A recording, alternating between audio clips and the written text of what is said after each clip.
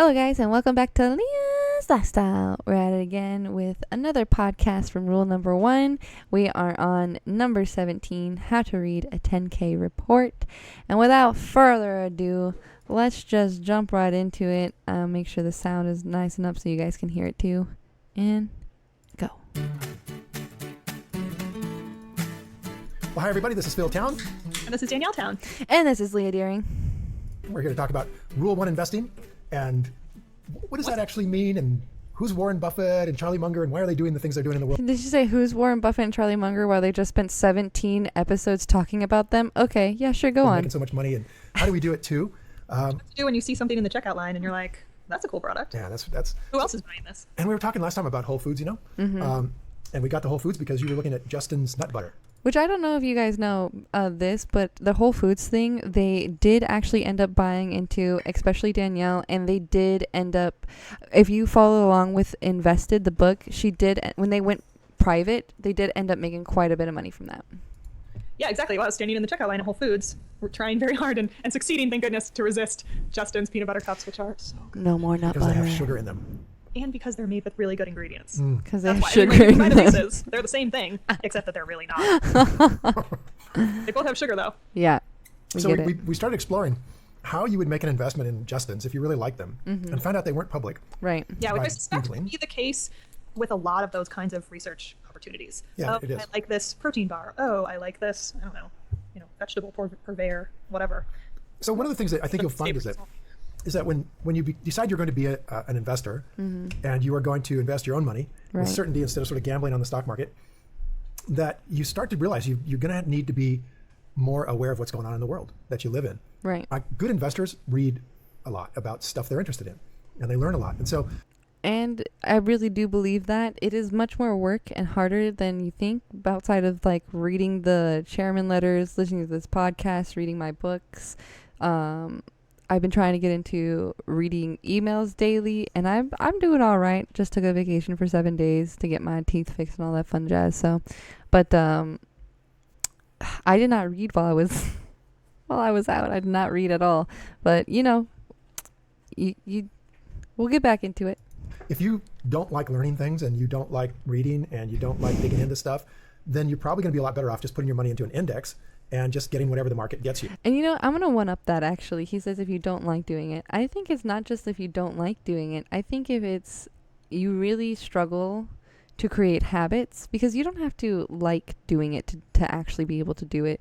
But we get paid to do stuff we don't like doing all the time at your job and whatnot. So I would say don't let not liking it keep you from doing it. Give it a try. Join some subscriptions that send to your email.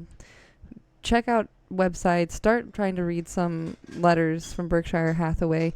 Just give it a try. Even if you are not as successful as you want to be, at least you did some of it and there's something there. You know what I mean? And maybe it's one of those things where you do a little now and then a few years later you do it more consistently, and maybe you wouldn't have done it more consistently if you hadn't done it a few years ago a little bit. So nonetheless, I think he's right that getting into an index, if you know for sure you're not going to be doing it right away, isn't terrible, because making some money is better than making none. But if you're about 45 years old and you happen to be thinking that you want to retire in 20 years, you also have to be aware that you just may not have any kind of return in the stock market at all for 20 years. It could be a zero rate of return. It could be. In that case, you will have wished that you learned how to do this, I think. So that's what we're going to teach you guys. How do you do this stuff? And there's basically Charlie Munger, we did a bunch of series on Charlie Munger, and he basically said, hey, all you got to do is just be capable of understanding the business, make sure it's got a big moat, big durable competitive advantage, and it's got good managers. That makes it a great business to invest in, and then you got to be able to buy it at some really good price. Right. And so what Charlie, and he basically said, it's so simple, anybody can do it, and it's so, a teacher doesn't teach it in college because... Also simple and easy. What else would they have to say for the rest of the semester? Exactly. Well, I think we've disproven that particular claim. Yeah. But everything else you said we seem to agree with. Exactly. So we're going to be digging in on this podcast all into that. I think you just said something really interesting, which is that if you're not all that interested in researching and digging into things and reading and knowing what's going on in the world, this might not be for you. I think most people are interested in that stuff. They just are interested in, this is a trite way to say it, but they're interested in what they're interested in. I don't really want to learn about guns or motorcycles. That's your thing. I am interested in... You make me sound like a gangbanger. Oh, God. I'm not going to say that. Guns and motorcycle. it's more like people are interested in different things, right? So like we Right. were talking about food the last time. That's something I'm really interested in because I have all these digestion problems. And so I've spent a lot of time the last couple of years trying to figure out what on earth I can eat that works for my stomach. So that's something I think a lot about. And I buy food based on that issue. Right. And that's something I'm interested in reading about. So I think from what we've been talking about, it sounds like part of this is thinking about yourself and thinking about what you're really interested in and what you want to spend half an hour in your evening or in your morning reading about. Or maybe if you already read about those kind of things, right? Like if you're a mother and you already read like stuff about baby diapers and how baby diapers work, that could be a great company to like look into and to decide if you want to invest in them. There's lots of diaper companies, lots of baby companies out there that make products for children. So like if you love reading, right, you can look into different companies that produce books and print books and publishing companies. So there's a lot of options out there. Yeah, Some introspection. from two sides. First, obviously, if you're interested in it, you're going to be willing to learn more about it. But also that if you're interested in it, it probably matches your value set and it's something you're going to want to see in the world. So Yeah. you're going to want to vote for it, presumably, with your money, which is a big deal, right? So when we look at going into the markets and putting our money into something, Right. I think of it like, I always use this acronym RULERS to be thinking about it properly. And we'll dive deeper Rulers. into this. Rules. RULERS, it means first get it on your radar. How did that get on your radar? Then understand the business, like Charlie's saying. Oh, it's an acronym of what to do. Yeah, of what to do. It's not people. No, it's like, it's not the Kings. It's just radar, understand, love it. Okay. hold on. Radar, understand, love it. Match your values. Make sure there's an event that created Event. that created fear around this company or its industry or the markets as a whole. Make sure you understand what that event is. And then once you own the business, employ some really great skill sets that we can teach you guys over time on this podcast to reduce your basis and get your money off the table so you don't have any Reduce market risk. You want to remove the risk that the market basis. drops and stays down out of this investment so you make money no matter what. And I just got busted for eating Stop raspberries. eating on the podcast, Dad. I just got busted for eating raspberries here. Nobody wants to hear you chew. Okay, fair enough. Oh my gosh. Danielle is in Boulder, Colorado, and I'm Did in he a little finish town it? south of Atlanta. And I just got busted for eating market drops and stays down out of this investment. So this podcast to reduce what that event is.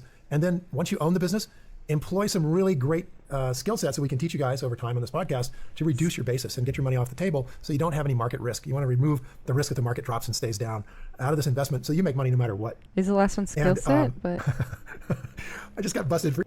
Are we sort of in the first, what did Charlie call it? The first principle of investing, which is being capable of understanding the business? Is Yes. that the realm that we're in? Exactly what we're doing. To those 4 principles? Right. First, it had to get on our radar, and it got on our radar via something we already like and enjoy. And now we're at understanding. Are we capable of understanding this business? That's what we want to figure out here. And we're going to know that pretty quick because it's going to get really boring to read about it. And really, we're going to get sick of it in a big hurry if this isn't something we're interested in. Absolutely. It starts to feel like work. Yeah, no, it shouldn't feel like work. Not Investing fun. should be really fun. Yeah. I'm trying to think about it for myself as just learning about the world. Because I think we started this out, and I say this all the time, I'm not interested in investing and I don't want to do it. Right. So And I a lot have of to people find feel a that way. to make it work for me, or else I'm not going to Make it start to do fun. And what I'm learning through talking and through doing this podcast with you is that there are little tricks I can make in my mind to make myself want to do it. And one of those, Right. one of the first ones is focusing on things I'm interested in and just treating it like fun, treating it like, oh, today I get to learn about something that's going on that I maybe wouldn't have carved out time to learn about otherwise. Hi, this website blows. Don't they all? How you doing? And don't forget, ultimately, this is going to make you very rich. Hopefully. That's the Look goal, how right? confident you are. If you needed more motivation, it isn't just an exercise in voting for the future. It is also Thank you for the follow, Senzuid. What do you do? Is that Senzu? What do you? I don't know how. It's. I'm gonna call you Sens. Hi, Sens. Thank you for the follow. Choo, choo, choo. Boo, boo, boo. Appreciate you. How you doing today? designed as a very practical way to have a very wonderful life, doing what you want to do with it. I don't know if that's a great motivator. And Apparently not. It's not, right? Because Doing pretty good. Educating myself today, listening to a podcast, Rule 1 Investment. We're on number 17, how to read a 10K report. Though in the first 10 minutes so far, we have not talked about a 10K at all. if that were true, everyone would be doing it. We would be learning about it in grade school. And we would be practicing in high school and then making a little bit of money and starting to do it. And it's just not, it's too abstract. It's too in the future and it's too uncertain. People lose money in the stock market constantly. And I understand that you're very confident about it, but I have not gained that confidence yet. And I think it's going to take a lot of practice before. Yeah, and it does. I think it does take a lot of practice, right? Like I've said, like I've been casually learning more outside of what I learned in high school for investing over the last 4 years, and it's only been this last 5 months that I've been taking it more serious. And even still, like I feel more confident than I used to, but it's still something, you know. I'm not at the point where I'm ready to do this. And even her reading her book Invested that we just finished, it was one of those things where it took her an entire year of serious, every month, every day, focusing on educating herself to feel confident to invest in a single company. There, it's going to take, what did we call it? Fantasy trading or paper trading, where you, write down that you wrote it, that you purchased a company without actually having done it. Yeah. And seeing that goes in the correct direction, seeing that it is possible to make a good call. It's going to take some practice for me to get there. Right. Well, I think you've made a couple of really interesting comments here. One is that, investing isn't interesting. It's not, it's risky. It is. And the proof of that is that we don't teach it, because obviously if it made it's risky when you don't know what you're doing, when you're uneducated, when you don't have the knowledge, and when you don't know how to use the knowledge that you have. That's when it's risky, because then you make mistakes. Then you buy bad companies at high prices. wealthy, we would teach it in grade school. We would teach it in high I school. was saying that more in the sense that it's... Actually, I think it's interesting that he's saying that we would teach it, but like the whole reason school was actually even created in the first place was so that we could teach people how to be workers. The whole point was to educate the majority of the population so that they could make things for war. So I love when people say stuff like that. We're like, if it was easy, we would just teach. No, we wouldn't. The education system hasn't changed in 100 years. No, we wouldn't. No, we wouldn't. It's not that interesting, and the payoff isn't certain enough that it's become worthwhile. But what if the payoff was certain? In other words, certain enough that makes it worthwhile to at least invest in an index, right? To put your money away. Because I don't think you could point to anybody.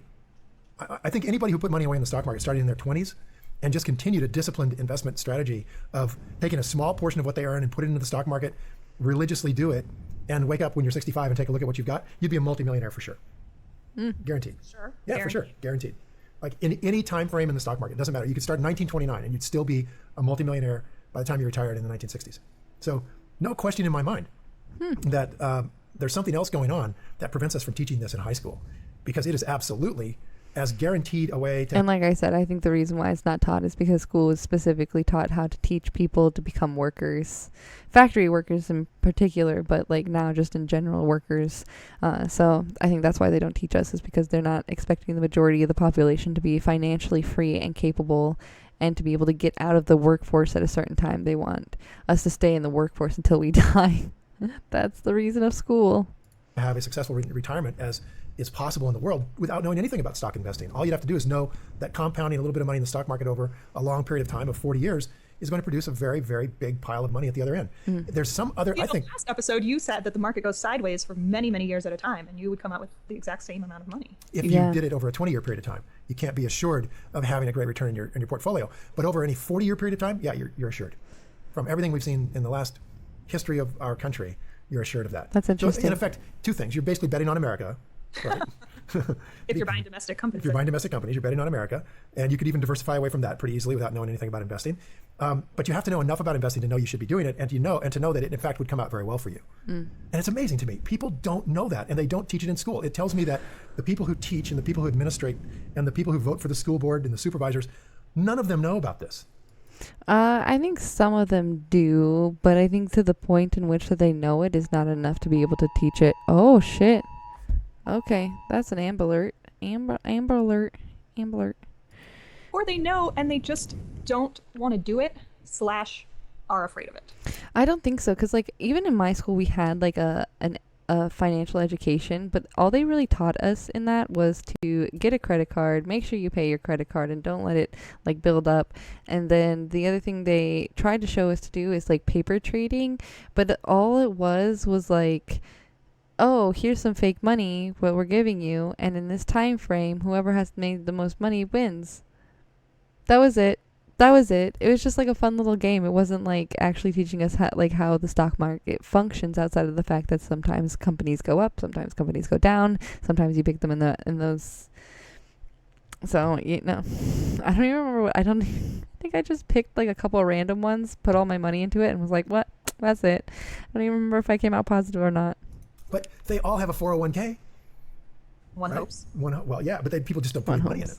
Right? Outside of not putting money into your 401k, I know so many people who have a 401k and they pulled out before their retirement, and it really fucks over the money that they get into it. So, and people typically do that because they run into emergencies or urgencies that they feel like emergencies. So, you know.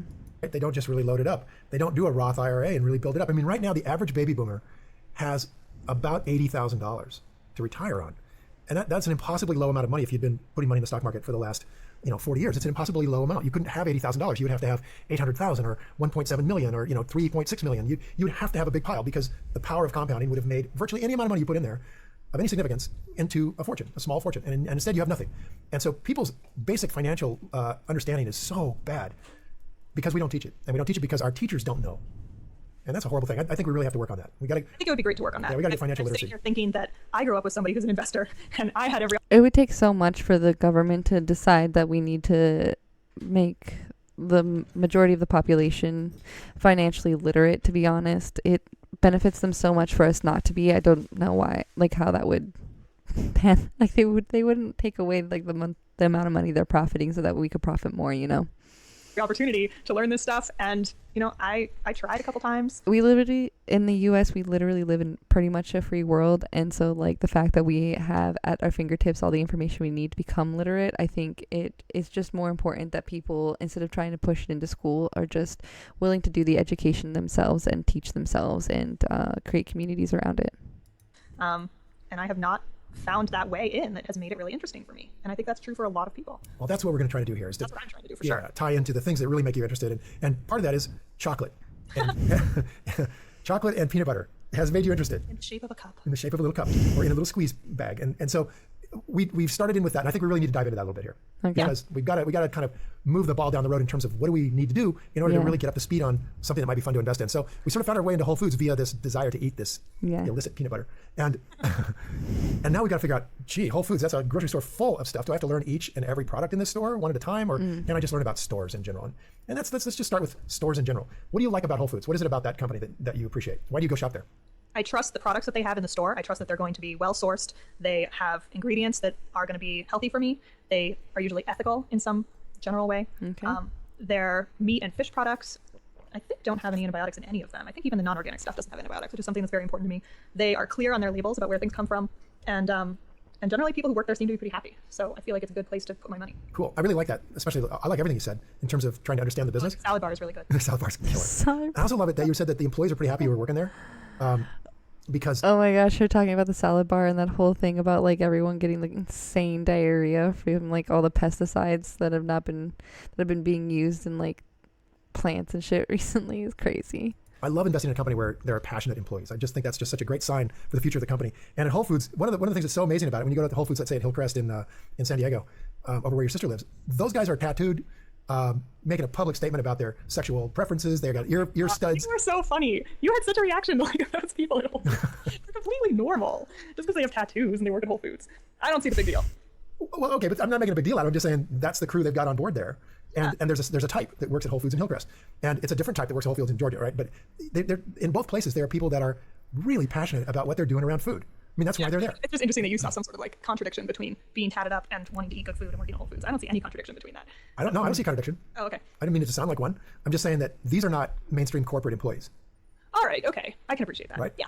And yet it's exciting that these non-mainstream lifestyle-oriented people are in that company working a 9-to-5 job, almost because it's not because it is a lifestyle kind of a job. It fits into their whole value set. Right. It's cool to care about food right now. It's cool to care about it. It's cool to bag groceries at Whole Foods. So cool. Totally cool to do that. Corporate discounting on your groceries. Yeah, you get a discount. There you go. So woke. So it awesome. always fascinates me to look at who's working there and see how their values are matching up and all that. Because I think that when you have a company where the people share the values of the business, you've got what can become a steamroller major league home run. And that's, of course, what we love to invest in is companies that are going to do really well. But first we have to understand what are the values of this business. And you just named a whole bunch of them. But if I didn't know those things, what I could do is go over and Google Whole Foods and click on it. And I would come up with WholeFoodsMarket.com. And I'm going to click on that. So again, we're going just straight to that company's website for a stop when we want to research them. Yep. Right. And which we learned in the last one. All kinds of stuff about the things. Get to know the pollinators. beauty that's more than skin deep. My gosh, there's so much stuff here. It says, I want to, these are all menu items. Show me food, people, planet. And I know from reading about Whole Foods is that John Mackey started this company with this basic moral idea that if you can have whole food, natural, good quality food, then you're going to get whole people who are healthy, and then you get healthy people, you're going to get a healthy planet. So whole food, whole people, whole planet. People who can afford and it. That moral code runs through this company like an iron rod, and everybody is magnetized to come to that, or they don't join this company. So you read about it all right there, and then it says, I want to learn, do both. And then it says, view our stories and your stories. So right in the middle of the page here is just like all kinds of stuff about what this company is all about. And then it's got find a store. Interesting to see how they choose to market themselves. Yeah. What's important, what they put on their main website splash page. Yeah, it can tell me a lot about what they care about and what they want to be putting out there. Absolutely. So they control entirely. There's no filter between the company and us on their website. Absolutely. Now, I'm going to save myself a bunch of reading by going down. First, I'm looking at the top menu items, and it says menu, so I'm clicking on that. And what comes up is a sidebar that says healthy eating, about our products, recipes, online ordering, mission, values, blog, store department. So that's not what I'm looking for. Then it's find a store, then on sale, then recipes, then shop online, then sign and register. None of those are what I'm looking for. What are you looking for? I'm looking for investor relations. So if it's not right there at the top of the page, then I'm going to scroll to the bottom of the page because often it's there. And I'm looking for a major category called He talked about this in the last one too. company, and there I see it, company. Then it's about Whole Foods. Here's all the subtext. And the third one down is investor relations. That's what I'm looking for. Now the shortcut to that is Google Whole Foods investor relations, and it'll come up with this link. So I'm going to click on that because what I'm going to do is shortcut all of the reading on all their stuff by going straight to their 10K. So now I'm going to scroll down here where it says investor relations, and I'm going to look for annual reports, and that will get me to their 10K. So review our annual stakeholder report. So I'm going to click on that. A 10K is another name for the annual report of the company. It is. It is kind of. It's a subtext of the annual report. Sometimes companies build a big pile of color pages around this 10K where they have a chance to explain in more marketing terms how wonderful they are. But the 10K is the nitty gritty. And what I see on Whole Foods here is annual stakeholders report 2014, Form 10K PDF, and Form 10K A PDF 1.5. So let's go to the 10K. Itself is what is filed with the SEC. That's right. And now I'm going to click on that. Add additional information around that that's not filed with the SEC? They can, in a way. Like, for example, there's stuff all about their website that's not literally filed with the SEC. But that 10K better cover all of it and disclose and disclaim and all that. So the 10K is the nitty gritty. And on this, you can see that this is the 2014 report. Then right below that is the 2013, then the 2012, then the 2011. You can find all of them, yeah. 9, 8, 7. So it goes all the way back to 2007. Now, if I've got a couple of hours here and I want to just kind of start at the beginning, I would go to the 2007 10K and start reading that one. And just read forward. Start back as early as you can go. Yeah, go way back. And that way it'll just give you a kind of a flow. At least of the 10 years. But if I've just got a few minutes to just kind of say, gee, am I interested? Can I get an understanding of this business? I'm going to click on the current 10K. And what comes up is a sort of a scary looking document that is the SEC filing. The does first look page is just intense. loaded with all kinds of very legally looking stuff. Just scroll through that. You don't need to look at that. That's nothing. And you get down to Don't look at him, everybody. Just ignore the pages. Just ignore them. Keep walking. Keep scrolling. Just keep swimming. Just keep swimming. What do you do when you first look at the 10K? Just keep swimming. Just keep swimming. Of you who are just tuning in, Danielle is a lawyer. She's definitely interested in making sure you read this stuff. So you get to the title page and the table of contents, and it says Part 1, business risk factors, unresolved staff comments, properties, legal proceedings, and so on. And then Part 2 is the market for the stock, selected financial data, and then Item 7 is management's discussion and analysis of financial condition and results of operations. Okay, so I'm going to really dive into this 3 basic things here. I'm going to say Item 1, which is business, that's page 1. Item 1A, which is risk factors, that's page 11. And then I'm going to roll down to Item 7, which is page 20. So for me to get a grip on the business, I've got to read. And then I'm going to roll down to Item 7, which is page 20. So for me to get a grip on the business, I've got to read 11. There's 3 basic things here. I'm going to say Item 1, which is business, that's page 1. Business. Item 1A, which is risk factors, that's page 11. And then I'm going to roll down to Item 7, which is page 20. So for me to get a grip on the business, I've got to read 11 pages, 12, 13, 14 pages plus Item 7 is about 10. So I've got to read about 24 pages. The business section, the risk factor section, and what was the third one? Management's discussion. Okay. So business, risk factors, and management's discussion. Yep. And that'll give you a pretty good overview of what's going on in this business. So that's where I would go. So let's bounce over to page 1 here. And we see what it starts off at. And it says, Whole Foods is the leading retailer of natural and organic foods, the first national certified organic grocer, uniquely positions America's healthiest grocery store, and that is a trademark. Company's incorporated in 78, IPO was in 1992, and so on. So they're starting to tell you the history. And it says, through our growth, I would say our mission is devoted to the promotion of organically grown foods, healthy eating, and sustainability of our entire ecosystem. So I'm looking for a statement from the company, any company I look at, I'm looking for a statement of what makes them special, what's driving the train here. And so there's a statement. We're devoted to the promotion of organically grown foods, healthy eating, sustainability of the entire ecosystem. Okay, so that's really important to understand what they're about. Now, they may say they're about a lot of stuff. They may not deliver on it. So I need to learn about that too. But as we dig into Whole Foods, we'll find out that they definitely try to deliver on this. Okay, then they say, we have one operating segment, natural and organic food supermarkets. That's all we do. That's our thing. We're the largest. It tells you how many stores they've got, 7th largest public retailers. And all about their stores. Then they go to the industry overview now, and they tell us about the U.S. supermarket industry, how big it is, what piece they have of it, and so on. Now they talk about the organic food portion of the huge industry and what's going on with that. Then they say our core purpose and core values. This is what we do. And that's pretty cool. Then they go our qualities and differentiated product offering. Now, this is what I'm looking for. Charlie said, first, are you capable of understanding the business? And second, do they have some kind of durable competitive advantage? Yeah, what's the advantage? What I'm looking for is, what do they think makes them special? So here's what, and usually they say what makes them special, and usually a sentence or two that says we're differentiated from our competition in this way. So we're looking for those words, differentiated from. So we believe high quality standards differentiate our stores from other supermarkets and enable us to attract and maintain a broad base of loyal customers. Our groundbreaking quality standards ensure the products we sell meet a higher standard, one that bans hundreds of ingredients found in other stores, as well as numerous manufacturing, farming, fishing, and ranching practices that don't measure up. And then they lay out their quality standards. Now, the next thing they tell us is they offer the broadest selection of high quality, natural and organic products with a strong emphasis of perishable food. So that's the broadest selection. That's a competitive advantage. Average stores carry as many as 49,000 SKUs, and they go into all the stuff that they offer. Then we also have exclusive brands, which gives us an advantage in the marketplace. Brands. We're committed to local producers, which gives us an advantage in the marketplace. We are committed to animal welfare, as promoting animal welfare on farms and ranches, and innovative animal production. So they go on and on about what their standards are for making their company special. Then they tell us their growth strategy, how they're planning on growing this company. And they say that. And a big thing about like checking, like he said, you know, they're going to say they do all these things and whatnot, but delivering on them is very different. And sometimes it can be very hard to find whether or not they do or not. One of the things that I was looking at was like a shoe company, and I really love the Razor brand, and one of the hard thing was like some of the time frames that they put out for when they were going to get things done.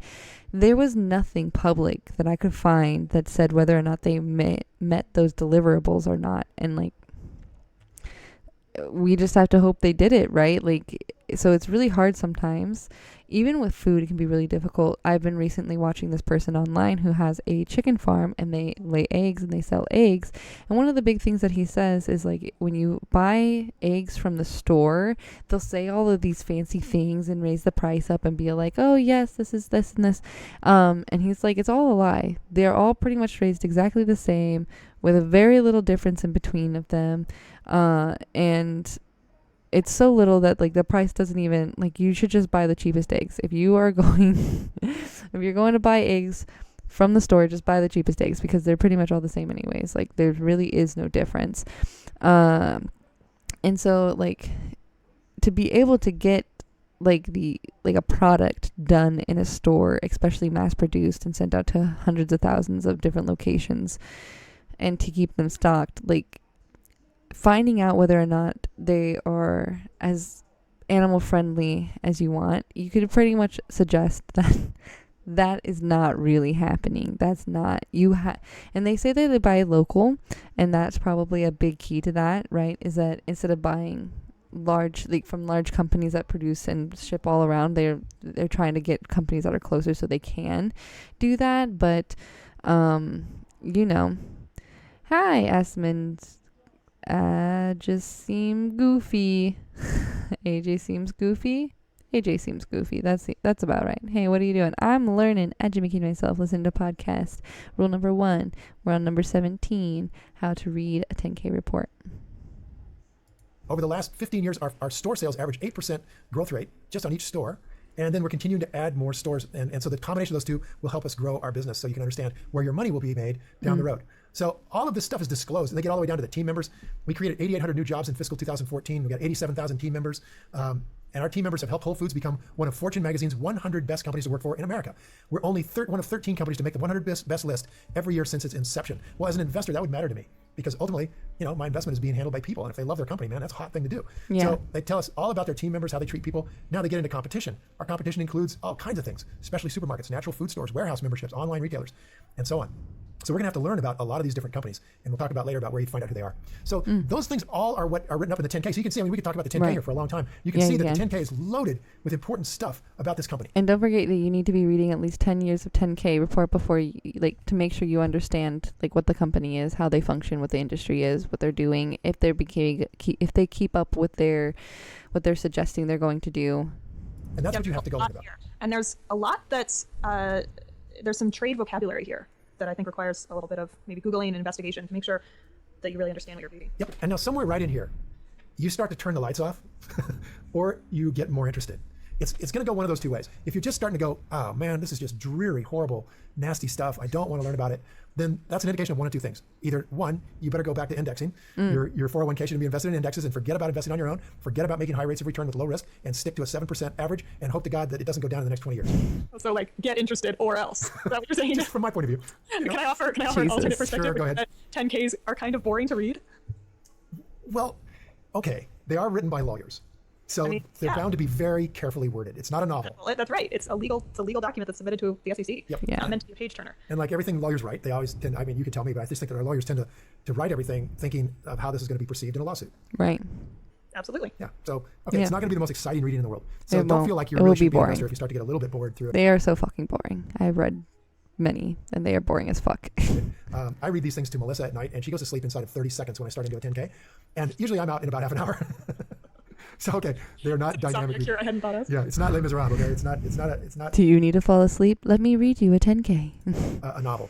But I think your point was you've got to be somewhat interested in what they're talking about here, even if it is written dryly and boringly and with lots of graphs. Fair. I think I'll go back to Charlie's words on this.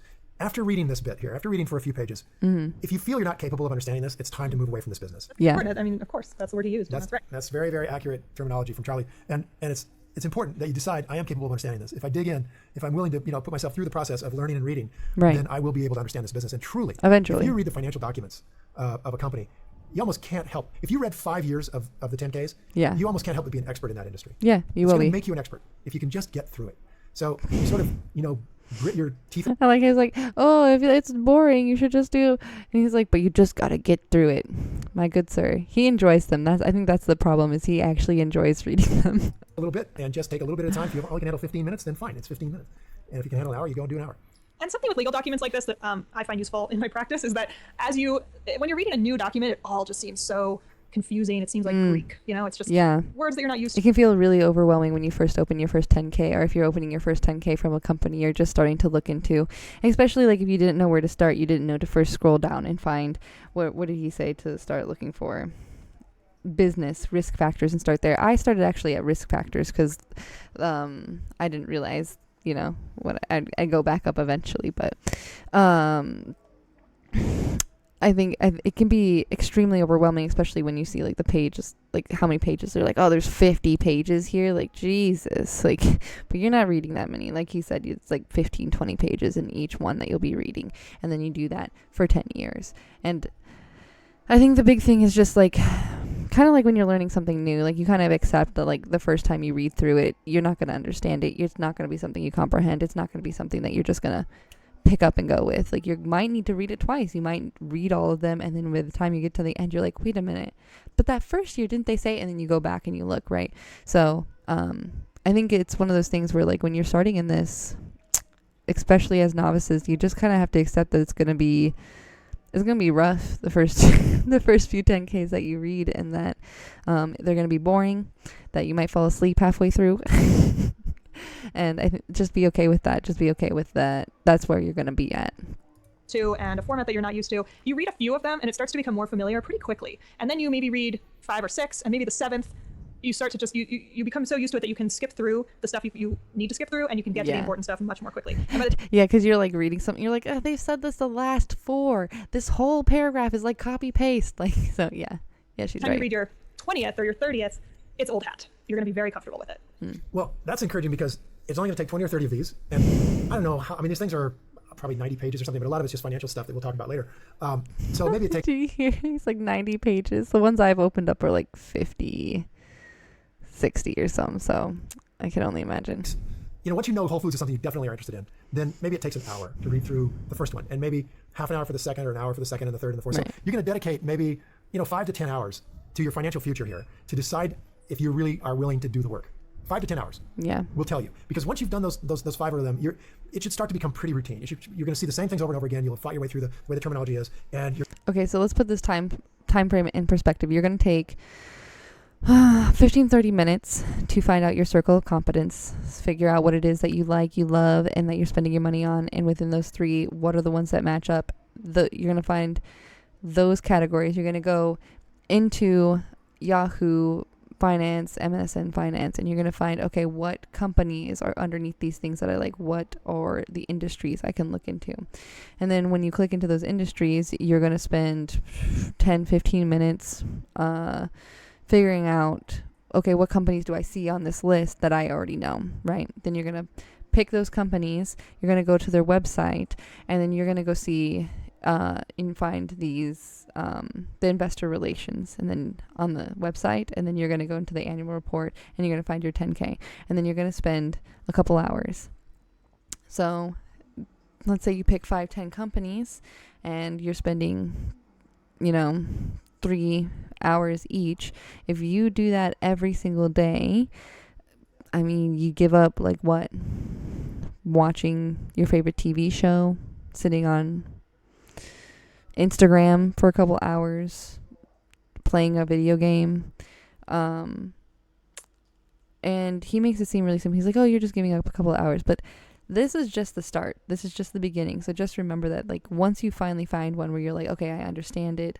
I've read the 10Ks. I know I understand this. Like, I'm competent in this industry, in this business. I want to start valuing. That is going to take, until you get your valuing system done, it takes me 4 or 5 hours to fully value a company. And I'm not even sure I'm doing it completely right every time. Like, as I'm doing it, I'm like, this feels all wrong. I feel like I'm doing it wrong the whole time. So, I think to complete a full evaluation, then you're probably going to spend 8 hours. And as you do it and do it again and again and again, it will get faster, faster, and faster. And I think he said it takes him 3 hours to fully evaluate a company now. But he's been doing it for years. So you have to get the practice, and you have to try. You have to test yourself to see if you can do it to be able to get to that point. We're going to see, oh yeah, this is familiar to me. So I really like what you said there. That's cool. Yeah, and I'm just thinking to myself how I'm going to do this. And I think probably the best plan, I've read a number of 10Ks, but I've never read a grocery store 10K. So this is unfamiliar to me. So I'm thinking, okay, if I need to learn about this industry well enough that I can really understand the words that they're using and compare different companies in this industry so that I can see the differences. It's very hard to tell what's unusual about a legal document or a 10K without having read a number of them, so that you can say, oh, I read 7 of them and they all say X and this one says Y. So that's a difference. Right. So I should notice that. Yep. So what I'm thinking is maybe I would read through Whole Foods, then go read, I don't know, how many companies would you recommend? 5, 6, 10 companies that are in this industry? Oh man, four more would do it. And then I would come back to this Whole Foods one where I started and read it again and see if I notice anything else. I think that might be my plan. Yep. Well, I think we got to kind of talk about where you would find some of these other companies. Oh, great. Yeah. Wait, because I do not know the answer to that. Right. So if you would go over to our website, which you can climb on and use if you want. We're not here to promote our website, but it's rule1investing.com. And you can go in there and use it for free for a month. You liar. He's here to promote his website every single time. He promotes it in his books. He promotes it when he talks about it. I've seen him in person. Don't listen to him. He's lying. He's just trying to be nice. What you can do on that website is go to the peers. So we're going to go over here right now, Danielle, over to the website. Okay. It's rule1investing.com. And you just sign up for it and get instant just access. Happen to say it twice. Log in. And what I'm going to do is I'm going to put in the name of a company that I know in this industry, which in this point in our research, the only one I know is Whole Foods. So I'm going to type in Whole, and what comes up is Whole Foods Market and Costco Wholesale. So I'm clicking Whole Foods Market on the little stock at a glance thing, and I'm going to say go. And it's going to go over to Whole Foods' first page on our website, which just gives you a bunch of information about the company. And I'm going to go check it out. On the left column to peers, click that, and it's going to give me a list of companies that are similar to Whole Foods. And what I see is I've got about 15 of them in here. It's standardized peers? groups in the market. There's nobody's actually standardized them really. I mean, the SEC has certain classifications, but they dial it down so tight that when people who compile data put it together, they use different names. And so this is industry peers for grocery stores. So that's pretty close. I mean, this one's pretty easy. And what we see is we've got this one's much easier because there's companies that we're all familiar with, like Costco, yeah, exactly, Walmart, etc. So it would be more difficult in an industry that's not consumer facing. Exactly. But even so, when we I don't think he has this on his website it's anymore. Give us them by market cap, and the first one we get is Kroger's with $37 billion, which means market cap means, by the way, the number of shares that the company has out there times the price per share. It just means what that thing is selling for. If you bought the whole company today, if you could magically do that at today's market price, you'd pay $37.85 billion for it. So it's the largest grocery store out there that's public and is specifically a grocery store. I don't think so. Because Walmart's not on here, and neither is Costco, because they are a conglomerate. They do a bunch of stuff inside their store. Oh, yeah. So see, that's what makes it a little harder. About Costco there. I love Costco. Yeah, I know. So yeah, I think he does have a tool, but you have to pay for it now. When he had the rule paybacktime.com and rule number 1 separate, I think for a little while he had all this stuff free on there. But now if you want to get all the stuff that he's talking about, I just double checked, you have to pay. It's called the toolbox. You can get it free for like 7 days or 14 days. It's a 14-day free trial. There it is. Yeah.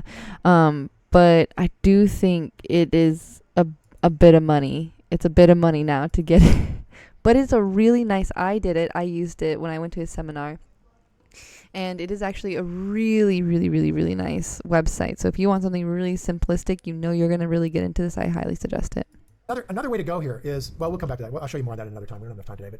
But right now we're looking at Kroger, Safeway, the Del Hayes Group, which I don't think is U.S. Then we've got the Brazilian Distribution Group. Then Casey's General Stores. Those are those little stores at gas stations. Super Value. The Fresh Market is definitely a Whole Foods competitor. That's a good one. Yeah, the Fresh Market's a good one. That's a real interesting one. So we should read that one. Read Safeway. Read Kroger. And here's Ingles Market, Weiss Market, the Pantry. So there's a bunch of them here that are similar. So Fresh Market. You're saying that there are other ones. I've never heard of those ones you just mentioned. So I they're regional chains. Yeah, regional chains. But I would definitely read Kroger, Safeway, the Fresh Market, and then and we know that Costco and Walmart are out there. We can go dig up those guys. Fuck Walmart. Ones that you aren't familiar with. Hey, read on. I mean, if you don't know anything about Casey General Stores, just a couple of minutes in their 10K will tell you that they're a small little fast. They're not competitive with Whole Foods. They don't do the same business.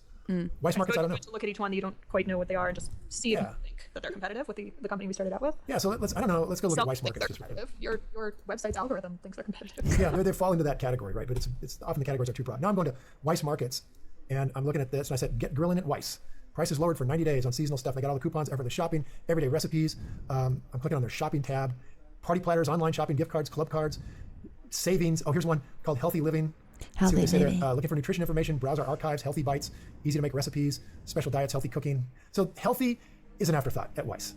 I mean, that's pretty obvious. They just aren't in the ballpark of what Whole Foods does. And don't make that decision just from their website. Yeah, it's pretty simple. I mean, we're just looking for broad strokes here. And so if I said, okay, I need to know more about these guys, how would I find it out? And so since these guys are a shopping store, a lot of times they don't put their investor relations anywhere where you can find it. You got to go down to the bottom and you got to look at like company or about Weiss is something here.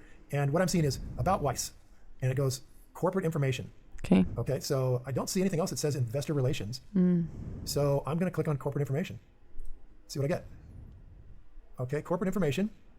Reviewing information on it. They're making it hard here. Okay, so reviewing information of our financial. Which is why. There we go. Which is why in the past he said just type in like in Google investor relations and the company name, and it will pull it up for you. So that way you don't have to go through all these steps of trying to like really search for it on their website. So they buried their financial information. Yeah. And they do that. They do that on purpose. So the way you get it here is you go to About Weiss, and then instead of corporate information, click on financial, which I just didn't see. So there's financial, and now we're at the 10K. So I go, okay, let me have a 10K, and it's going to bring it up as some kind of XML file. Let's see what that does. Oh, that's a train wreck. I can't even read it. Yeah, they do that on purpose too. They're going to give me a viewer that I can look at. They're making this very hard, and that makes me concerned, right? So they're giving me an SEC viewer. I clocked that shit. The moment he was like, oh, they're making it so hard. Why is it so difficult?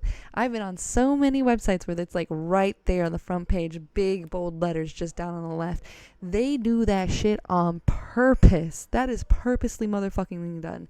If you cannot easily find it and you know they are a available company, that is suspicious. Good Lord. When something like this happens, I haven't seen anybody this bad in a long time. Does it affect your opinion of the company overall? Yeah, it Yes. tells me they're being run by people who aren't very smart about investor relations. Why are they making it so difficult for me to find information about them? Absolutely. They don't want you to read it. Golly, that is really They horrible. don't want you All to right, well, I'm going to know. go back to my website. They say, shh, what investor relationships? Shh, what do you mean, okay? Don't read that. Don't read that. Just listen to our CEO. Just listen to what he has to say. Don't look at our numbers. That's what it's saying. Because we usually list all of the SEC documents right here as well. So I'm going to click on that stock itself, which is got a WMK. Okay. WMK as the symbol, Weiss Markets. And I am going to go to SEC documents here if I can. So now we're going over to the main page and click on SEC forms. And hopefully we will have put it in a form that we can actually read here if they've allowed us to do that. They won't. So we're waiting for our data to be supplied. They What won't. I'm going to look at is just I'm going to go onto this SEC document and I'm going to just kind of download or just kind of read really quickly what does this market do. And I'm going to look at the 10K, which is right there. And yeah, we do have it in a PDF form here, so good. Oh, good. Look at that. Took And them it's, forever to find it, though. downloading that, and there it is. So by the way, the stuff I'm doing right now sort of live on the podcast, is unbelievable compared to what just 30 years ago, what you could do. Even Yeah. 15 years ago, you couldn't really do this very well. And never before in the history of investing has the little guy had access to this kind of information with this kind of speed. And speed is everything. At our If it takes you forever fingertips. to get information, you're just not going to be that focused on You it. can literally do this on your phone on the bus. I mean, maybe you didn't start investing when you were 11 like Warren Buffett, but you're just looking at it now and you want to make... What? Maybe you didn't invest like Warren Buffett when you were 11. You mean the man whose father was literally an investor? Like, okay, yes. Some of us are born into the situation and also have the great brains to move along with it and understand of it. Some of us were born super impoverished and literally didn't get out until we were 30. So it as easy as possible. So this Well, makes not it so just much busy, easier. but we are all busy, and Yeah, we we don't have the busy. time to be searching for documents. I mean, I certainly don't. Well, here it is. This company is founded by Harry and Sigmund Weiss in says the lawyer who spends all of her time doing research for other things. Right. 1912, incorporated in We have time. It's just we decide what we have time for. Right? It's the same thing like when you have friends. You make the time for the friends you like. You do. 24 and engaged in retail sale of food in Pennsylvania and some surrounding states. So there's been no material change in the nature of the business in fiscal 2014. It's been public since 65. And here's why it's so hard to understand this company. The Weiss family currently owns approximately 65% of the outstanding shares. Oh, maybe they don't want a lot of trading. They don't care. They don't care. That actually makes me more 65. interested in the company to know that it's family run by the same family since the very beginning and that they own such a large chunk of it. That makes me think that they have a real stake in its future progress. They really do. They have a huge, huge stake in its future progress. And what I would be looking for is, does this company match my values? And now I want to dig in deep and to see if it has a moat. How are they I'm protecting still themselves against suspicious. other companies in the Pennsylvania region to keep themselves, viable? They've been around for a long, long, long time, but then so are newspapers. So has something happened here that's going to Why create... haven't they Exactly. expanded out of Pennsylvania? Exactly. Or at least the Northeast. I don't know where they are. Well, they own 163 retail food stores. Okay. The customer utilizes a loyalty marketing program called Weiss Club Preferred Shopper, which provides discounts, promotions, and fuel rewards. And my gut is that these guys are a price-driven moat. That's what they're trying to do. Is they're trying to compete on the basis of price. Okay. And But they're at a least that's small my first cut at company? this. I don't see How are anything they else doing that? tells me anything about them. Let's see. The company's.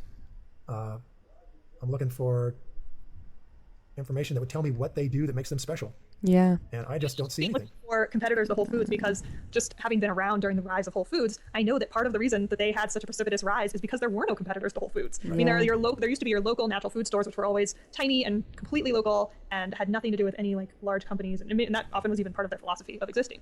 And then Whole Foods came along and really revolutionized the grocery world of being a large corporation, being a chain, being in multiple states, and having the same values as these tiny little local natural food stores. Yeah, so you've got to look at these things that Charlie was saying are just so critical. He's saying, are you capable of understanding? We're going, okay, we've read 5 of these companies. We're pretty capable of understanding a grocery store. These guys are competing on price. Let's stipulate. Yeah, let's stipulate. So what we're trying to understand about these things, by the way, is how do they compete? Well, I mean, how do you stay in business if you are to open a grocery store? And how hard would it be to open a grocery store and compete against this company that we're looking at? Those are the key things. How do they compete, and how hard it would be to compete with Whole Foods? I'm gonna write So that we're looking down. at Weiss Markets. They don't compete with Whole Foods. They are, from everything I can read right now, these guys are about location of the business. They've been around a long, long time, so they have a lot of loyalty. And my gut is that they just compete on price. So they go out there to get the cheapest stuff they can and put it in the store. And they're like, yeah. And so we're going to look at each one of these. We go to Kroger's, we go to Safeway, and then we start looking at companies that do compete with Whole Foods, right? Like, what else competes with Whole Foods? And we gradually find that we are able to find a small group of companies that we now know something about because we've read that 10K. And so, okay, so let's check off Charlie's first box. Are we capable of understanding this business? Yes. And we're going to stipulate we are. We're gonna say yeah. I like that stipulate. I'm going to use that a lot.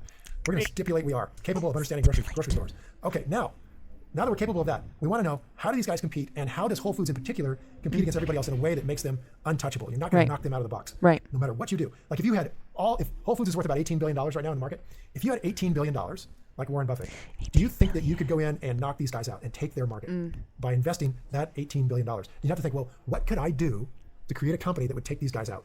Yeah, what could I do that better than Whole Foods already does it? Yeah. So you think, okay, well, how do they compete? So that's the first thing you have to know is, how does Whole Foods compete in the market?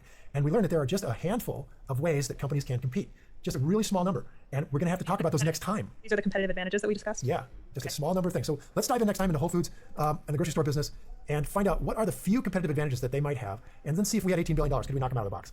Yeah. Yeah, and then we can move on to the other ones as well once we've first decided that we're capable of understanding it, then we're talking about the competitive advantage, then we can go on to their management. Absolutely. Finally, the price. That's going to take a little while, I think. Yeah, we might be on this in a minute. Yeah, this is good though, because it's such a prolific company. Most people have been in Whole Foods at some point, Right. Who are listening to this, and we can all appreciate what it does pretty easily. Yep. All right. Well, until then. I think it's very, I love like when he talks about that, like I think that's a big thing. A new one that I just got from the Payback Time book is actually thinking about if I had $1 billion or I had $1 million, could I go out and build a company of this company that I'm looking at and make the same thing and make it just as competitive? Would I be able to compete with them? And if so, why? If not, why not?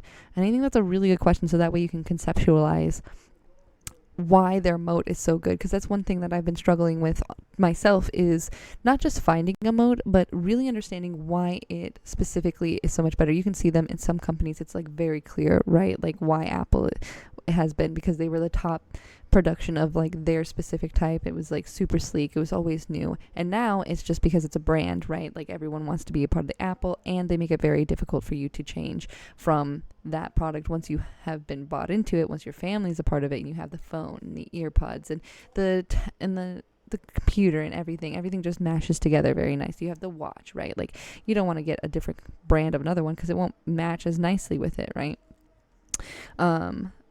And so it's easy for some of them, but for some of the other like smaller companies I've been looking at, like it's much harder for me to, I'm like, okay, it's a shoe company. I'm like, what's making it so different? Like Decker, for example, I was looking at them, and like they had Uggs, and they have Hoka, and they have a sandal company I've never heard of before.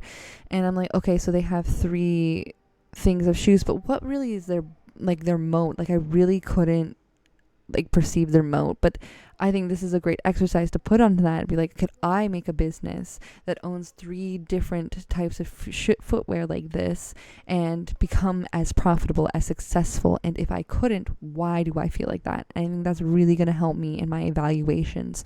So I'm really loving that he used that here. It's very coincidental how I just read it in the book and now I'm getting it here. So I hope that helped you guys too.